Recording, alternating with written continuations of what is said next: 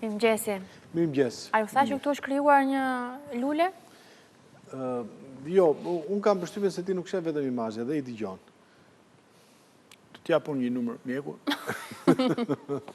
Jo, jam e sigurt që po të ishte Renil Tfiri këtu, fotograf, do të dallonte një imazh patjetër të krijuar nga kamerat, nuk e di nga dritat, nga objekte dhe do Nuk ta mendoj që ai përdit gjen nga imazh të ri. Nuk është e besoj, domethënë sepse i bine të ishte pastaj më tepër se sa pasion. Por Renil, mirëmëngjes, mirë se erdhe në ABC-n e mëngjes. Mirëmëngjes, shumë faleminderit për ftesën. E vlerësoj. Jo, dhe ne e vlerësojmë shumë që... Në fakt, nuk është se të ftuam ne, ti ke ftuar veten, na çove një email, apo jo? Jo, kolegë. Të themi gjërat siç janë, mos shohim imazhe.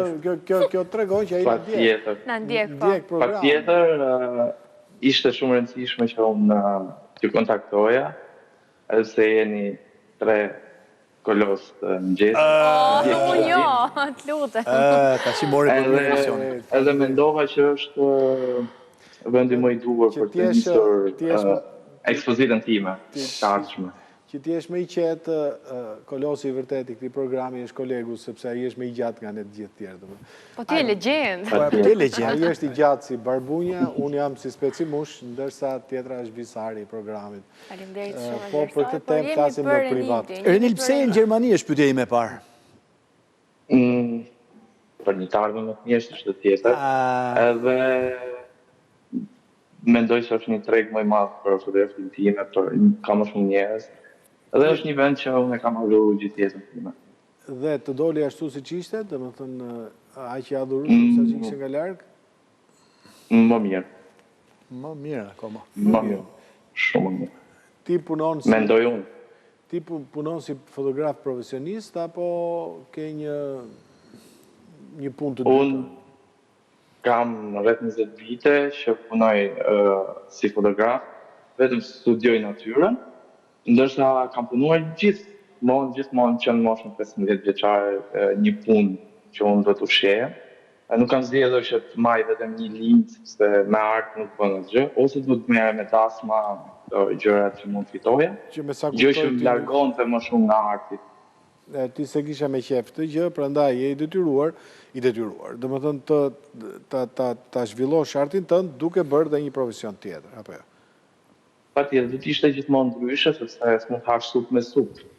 Nuk mund të bëja fotografin e dasmave dhe njëkohësisht bëja edhe art. Pra, nuk mund ta bëja. Edhe ti ke kaluar në fotografi.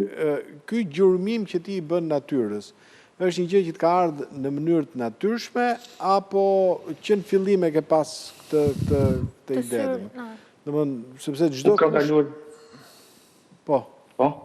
Jo, e kisha fjalën që çdo kush nga ne sheh imazhe, domethënë qoftë në i paret muri, qoftë në re, në rër, domethënë krijon imazhet e veta. Kjo të çdo kush është aksidentalisht vjen, sepse natyra përsërit imazhe, përsërit forma të ndryshme, e vjen te çdo njeri aksidentalisht një ose dy. Ndërsa unë ndryshoj të tjerë, sepse unë e kërkoj, edhe do të jetë skulptura ajo në vetvete. Dhe nuk është krejt aksidentalisht kjo që ka ardhur. Unë kam një formim artistik me kurse, me angazhime të jashtëzakonshme që fëmijë i vogël dhe që në skulpturë, art skenik, edhe regji ndërherë. Edhe në moshën 19-20 vjeçare jam përshëndruar te kjo lloj fotografie. Fillimisht natyrshëm vjen aksidentalisht edhe nganjëherë ne mund ta kuptojmë se si erdhi pasi kanë kaluar disa vite, por ka ardhur me një ngulmim edhe është shfaqur në fillimet e mia portreti dhe pamja e njeriu. Shiko, dy pyetje kam unë të ndara nga njëra tjetra. E para është që zakonisht unë kam parë deri tani artistë që kërkojnë patterns në natyrë dhe kjo jotja është një nën kategori e kësaj. Nuk është eksaktësisht të kërkosh patterns, pra të kërkosh format, shapes që natyra e përsërit gjithandej. Nuk më duket rasti, pra është diçka më specifike. Është e vërtet? Çdo lloj kërkuesi ka ato specifikat e veta. Unë kam ruajtur atë linjën e portretit kam ruajtur linjën e miteve që të përngjasin sa më shumë e mite ose heronj, siç janë Skënderbeu, Tereza. Nuk është se unë i kërkoj si Skënderbeu, po ato patjetër nëse ti kërkon do ta gjesh patjetër. Një gjë. Dhe çdo njeri ka një lloj linje të vetën.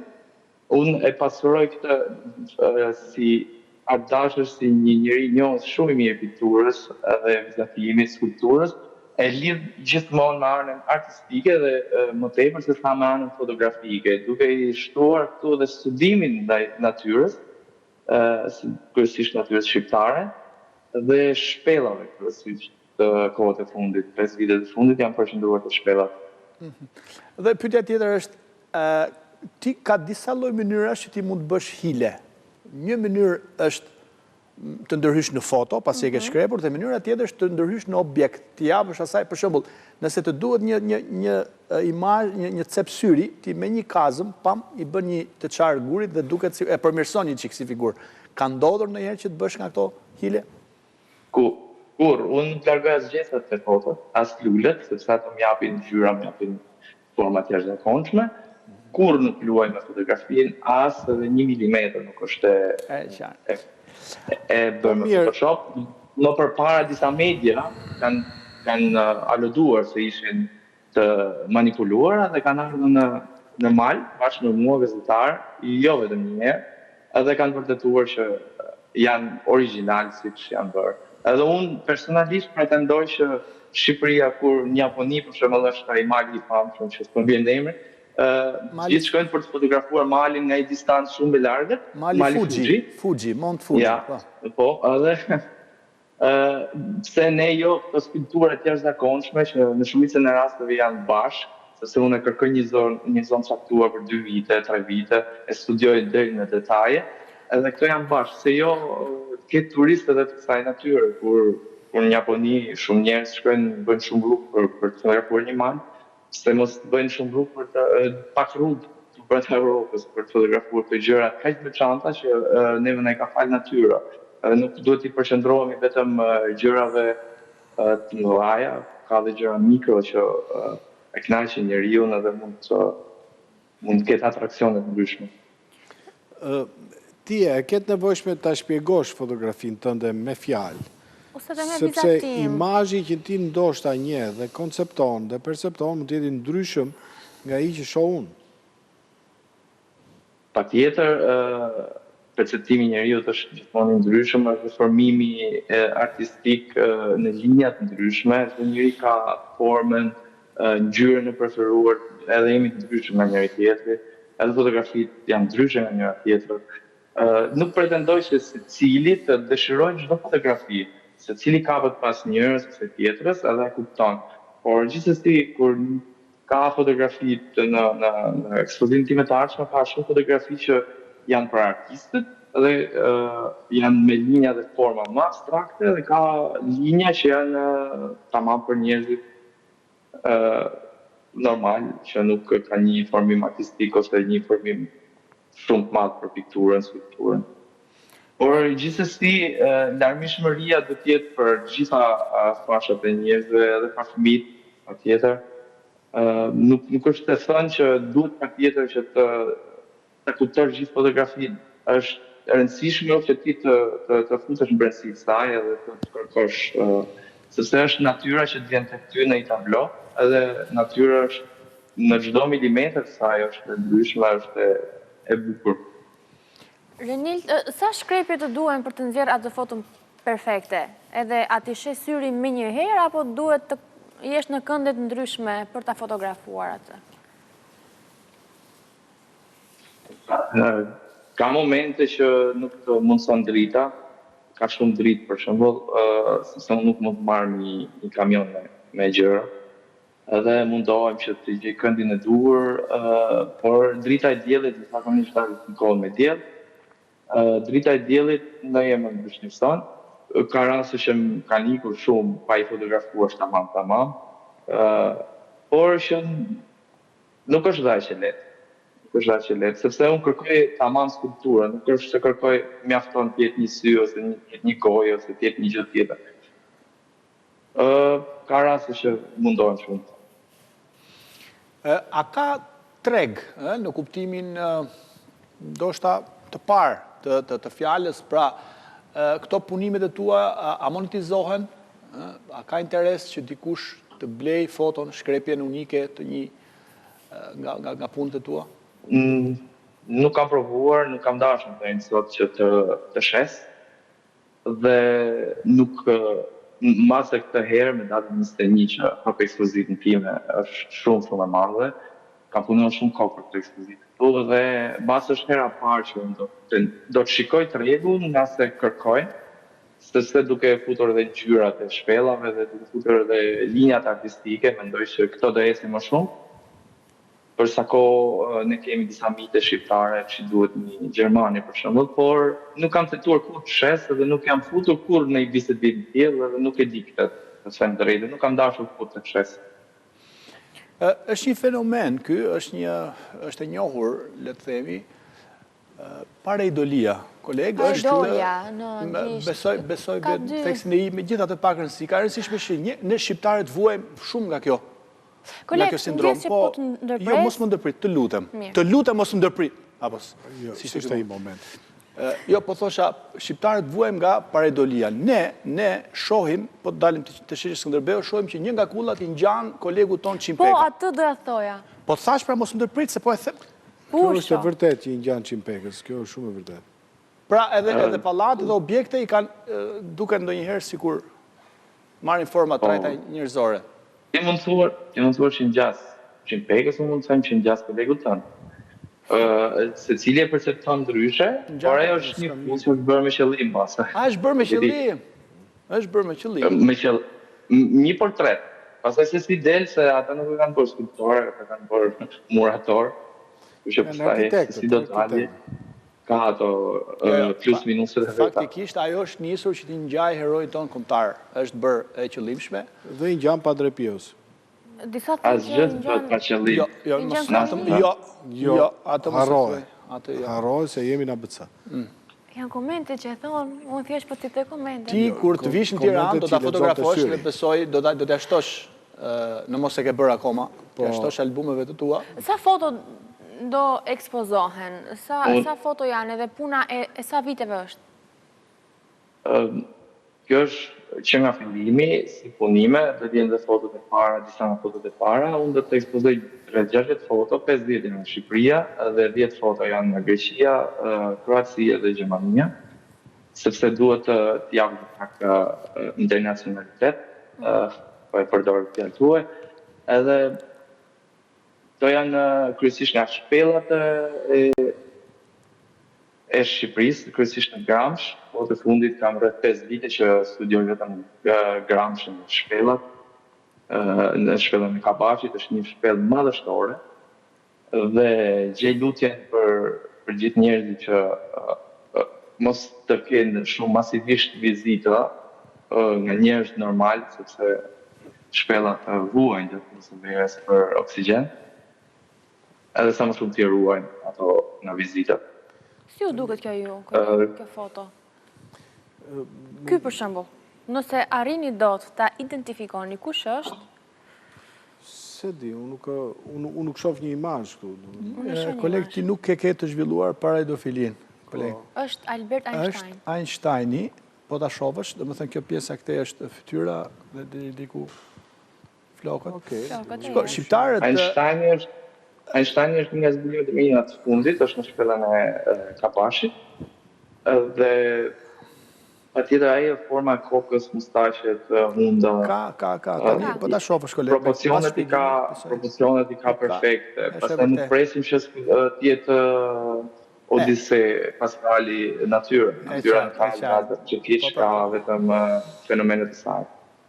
Shiko, shqiptarët kanë vuajt, domethënë ka një tjetër natyrë. Fotoja në pemë, kjo më ka bërë shumë përshtypje. Është një njerim i mërzitur, i habitur, i mërzitur. Të jep disa. Mund duket si një vepër postmoderne në fakt, po. Shumë interesant. Çdo fotografi e thash më parë, unë nuk prirem drejt vetëm fotografisë, prirem edhe drejt anës artistike, që t'i jap një vlerë artistike fotografisë, sepse e tillë duhet të jetë, sepse përveç se fotografisë në të tregojmë dhe shpirtin e artistit, mendojnë e tëra, unë mendoj më shumë se si artist, si një piktor, se sa një fotograf, por është mënyra vetme, më falni, është mënyra e vetme që unë ta sjell natyrën. Ja, ky duket si Trump, për shembull. Ky duket si Trump. Po ka një Unë duk si Stalini, për shembull, kur ka dalë me shokun Veri. Okej, ke disa perceptime.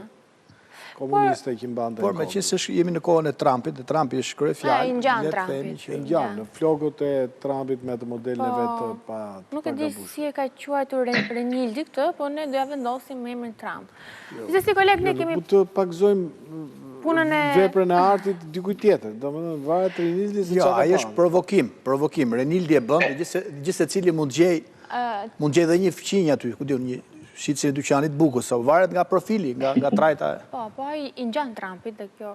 Unë nuk i kam amortuar shumicën. Shumicën nuk i kam amortuar. Ke bërë shumë mirë. Se edhe njerëzve, sepse çfarë mund shikojnë, edhe temën e caktuar, sepse nuk, nëse unë e emërtoj, pastaj kufizoj shikuesit. Mirë, gjithsesi ne kemi përgatitur material për këtë fenomen. Do ju ftoj ta ndjekim dhe do rikthehemi prapë në studio. Shumë mirë. Sa bukur i prezanton. A të ka ndodhur ndonjëherë të shikosh një fytyrë në re dhe të mendosh, po me buzëqesh kjo re, apo po me gjykon?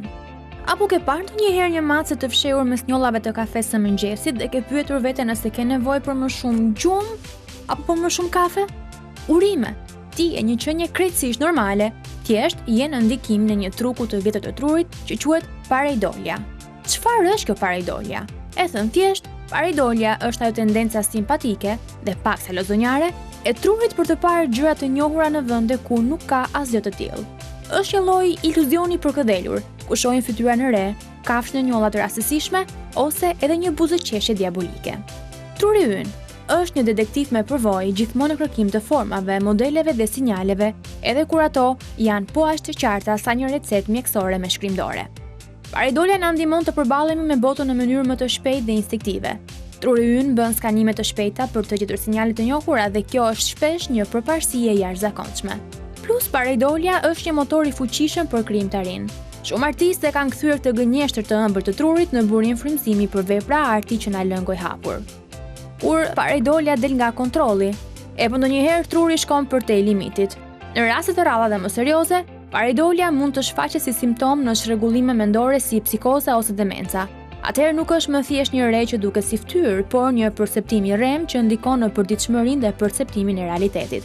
Pra, herën tjetër që sheh një fytyrë në tosin e mëngjesit ose një qenushe të del nga shkuma e shampos, mos u shqetëso, nuk je çmendur. Thjesht je njeri dhe truri yt ka dëshirë të luaj pak. Mirë, disa nga portretet që pam material, unë nuk besoj se janë të vërteta. Çfarë kuptimi janë të ajo balerina ose portreti i janë të ndihmuara, le të themi, janë të asistuara. Të asistuara me kompjuter.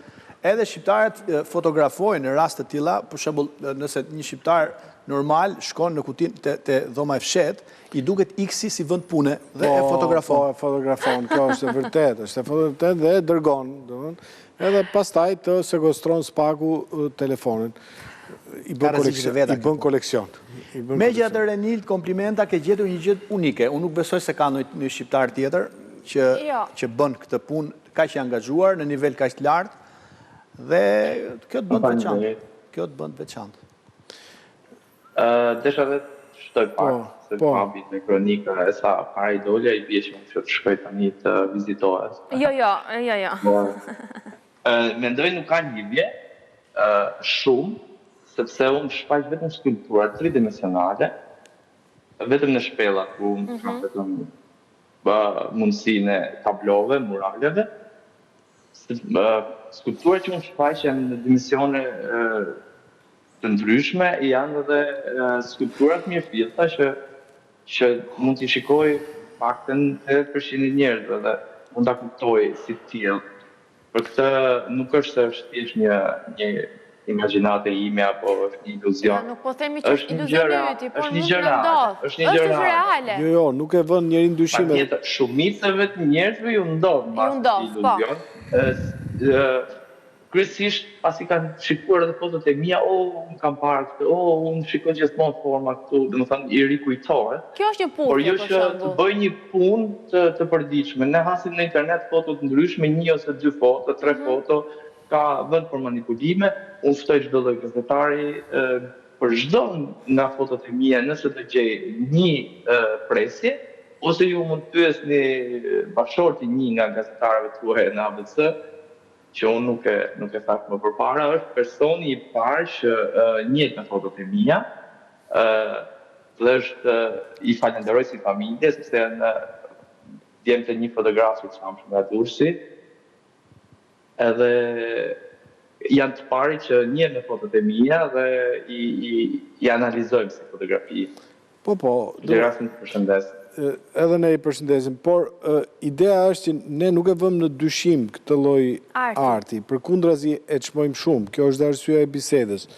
Aq më tepër ne nuk vëmë dyshim integritetin tënd. Domethënë kjo është e padiskutueshme. Domethënë kjo është një mënyrë e shprehur të artit tënd shumë e veçantë. Domethënë por me që jemi televizion, edhe ne kërkojmë imazhet. Për shembull, unë kam i pyetur që në fillim është një shpellë në mënyrë, është një ballin që ti e ke fotografuar të shpellës, që ka stalagmite, është një grumbull i madh, që unë nuk e di çfarë imazhi është. Aty duket si një grumbull njerëzish, ose që ndoshta po luten, po falen, ose po presin një vendim të rëndësishëm. Po shefi gjatë apo po shef foton? Urdo, e kam memorizuar foton. Aty nga fotot ka dhe forma e Rapa Nuit, për shembull, është si ato, është forma që i ngjason Rapa Nuit, ato gurët e famshëm në ishullin. Po, gurët e ishull. Po.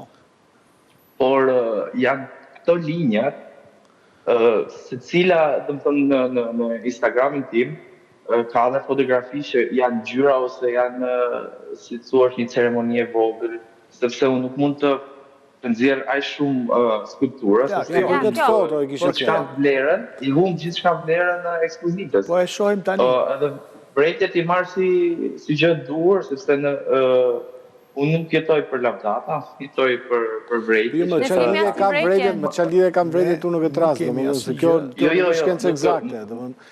Nuk e mora për keq asgjë. Jo, kjo foto për shembull, edhe fakti që i kam zgjedhur juve për ekspozitën që nuk e di. Promovoj të ju është një vlerë për mua. Arin ta ndjekësh këtë foto që kemi në ekran? Më duket si pikturë, si ajo piktura famshme. Është ajo foto. Unë nuk jam, unë vetëm një gjë direkt. Kuptoj. Edhe nuk e shikoj. Kjo është problemi. Janë stalagmite këto? Po. Mund të ta shoh si. Nëse është një imazh, domethënë mua më duket shumë më tepër imazh oriental, domethënë me gjë. Mund të bëjmë një. Do ta kisha si pikturë tek stalaktitet dhe stalagmitet, unë nuk hedh as edhe një formë që ka i përngjas një skulpture. Ato janë vetëm format e caktuara, sepse masa i kërkon. Ta kam parë që masa reagon ndaj tyre. Friends, followers reagojnë ndaj asaj më shumë se sa ndaj një portreti. Nuk e di, mbase i inspiron më shumë edhe futen më shumë të fotografi për ta kërkuar portretin, edhe aty kjo është vërtet. Ne jemi i vetmi popull që dashurojmë këtë lloj gjëje kaq shumë sa shkojmë i shkulim nga shpella dhe i çojmë në shtëpi. Ato duhen mira vjet që të krijohen, por ne ama i shkulim dhe i mbajmë në shtëpi për shembull dhe pastaj aty e kemi kështu si faciellës. Kjo është ana më e vogël, se këto janë të pak në numër. Unë dohet cekja vetëm pak nëse më lejohet punën e shpellave, sepse shikoj që janë shumë të vizituara, sidomos në Kosovë kanë bërë një shpellë me dorasa, me ndriçim, me materiale ndërtimi të ndryshme që të jetë më aksesueshme, por duke harruar se shpellës ngjyrat nuk ja japin as ndriçimi dhe ngjyrat nuk janë të përhershme, ngjyrat vinë nga mikroorganizmat ndryshme, sepse stalaktiti pa mikroorganizma do ishte një gjë e bardhë, një formë e caktuar, por mikroorganizmat i japin ngjyrat, e verdha ngjyrat, e kuqe, portokallin, blun, ngjyrat e gjithë natyrës ja japin në kombinim me ujin. Edhe duke i vizituar shpellat, duke qenë se shumica e shpellave kanë një hyrje të vogël dhe pastaj zgjerohen, ata gjenerojnë shumë pak oksigjen gjatë gjithë kohës, edhe ata gjatë verës ka më pak ujë dhe oksigjeni mungon. Duke vizituar sa më shumë, është më e dëmshme për këtë, sepse humbin mikrogjallësat, ulet numri i tyre dhe bien dhe ngjyrat. Çfarë është një shpellë pa ngjyra? Po në Kosovë jam shokuar kur e kam parë, ka shumë shpella në Ballkan që po bëhen pika të vizitueshme, ndërkohë që Austria jo vetëm Ballkan, në gjithë botën e kenë. Po ka shumë shpella që po mbyllen, që janë shpella kryesore që nuk lejohen për kohë të caktuar, edhe pse duhet çdo njeri të shtojë atje domethënë. Nuk duhet çdo njeri, edhe unë shkoj 2 ose 3 herë në vit, edhe qëndroj vetëm 2 orë, jo më shumë. Edhe i largohen. Nuk duhet... E qartë. Që nuk po marru në pronësim, më kupton? Sepse duhet, ideja ime është që duhet dhe për brezat e ardhshëm, nuk duhet vetëm për ne, nuk duhet ta marrojmë ne gjithçka. Duhet dhe ta mbrojmë për brezat e ardhshëm. Renil, të falenderojmë shumë për këtë ndërhyrje, për këto shpjegime, për fotot e tua dhe të urojmë shumë sukseset e ekspozita, që ma merë mëndja kërshërina e ke ngjallur tërve dhe me siguri kur e shef një foto jo në përmjet ekranit, po je aty përballë 1 metër, 2 metra largë edhe përqendrohesh më mirë edhe kam përshtypjen se është... Kjo është 99% ndryshe. Po, pra po. Shumë urime. Gjithçka ndryshe, edhe ekspozita është shumë gjigante, po pritet mirë nga shumë gjermanë këtu, edhe njerëz të njohur shqiptar që kemi rreth, edhe besoj se do jetë një ekspozitë e bukur. Edhe shumë faleminderit. Shumë suksese. Mirupafshim juve, edhe një ditë mbar paqe. Gjithashtu. Ditë mbar. Koleg, nuk është të thënë që vetëm te objektet shohësh ngjashmëri, për shembull edhe tek vetë njerëzit gjen ngjashmëri. Për shembull, ti na ke ngjarë disa ditë me Papa Leonin e 14, koleg, dhe vete konkurentin me Zotin ke një ngjashmëri që pretendon Fabi, unë jo. Po. I ngjan në yll e Rakipit. Do ta kisha për nder. Po, domethënë janë ca ngjashmëri. Ka njerëz pastaj që janë unik, që i ngjajnë vetëm vetes tyre. Ti i ngjan Tom Cook's. Pas pak Naser Berisha.